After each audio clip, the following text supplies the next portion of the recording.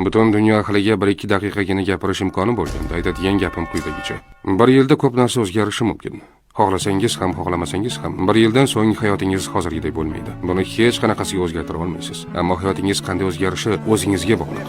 Ko'rib turibsizki, hayotingizda 2 yo'l bor va har kuni ulardan birini tanlashga majbursiz. Birinchi yo'l o'z joyingizda qolish, ya'ni oson va xavfsiz variant. Ikkinchisi o'zgarish kiritish, bu esa noqulay yo'l. Bu videoni ko'rayotgan bo'lsangiz, ehtimol uzoq vaqtdan beri birinchi yo'lni tanlab kelgandirsiz. Afsus bilan aytishim kerakki, hech qanday shaxsiy rivojlanish kitobi, podkast yoki motivatsion so'zlar sizning o'rningizga ishlaringizni bajarib bermaydi. O'zgarishlarni amalga oshirish o'rniga tomoshabin bo'lib qolsangiz, faqat ahamiyatsiz va mayda narsalar o'zgaradi xolos. Narsalarning o'zgarishini ko'rish uchun avval ularga bo'lgan qarashingizni o'zgartirishingiz kerak. Maqsadlaringiz ustida ishlashdan oldin ularga bo'lgan munosabatingizni tubdan o'zgartirishingiz kerak. Bu tagida oddiy matematik haqiqat yotadi. Agar 1 yil davomida har kuni atigi 1% yaxshilansangiz, oxir-oqibat boshlangan paytingizga nisbatan 37 baravar yaxshilanasiz. 37 baravar. Buning uchun kuniga atigi 1% yaxshilanish kifoya. Eng yaxshi tomoni shundaki, bu ish har kuni biroz osonlashib boradi. Lekin har kuni harakat qilishdan to'xtamaslik kerak. Eng qiyin joyi ham shu. Boshlashga qiynalayotganingiz yoki harakatni yarimdan tashlab qo'yayotganingizning sababi shuki,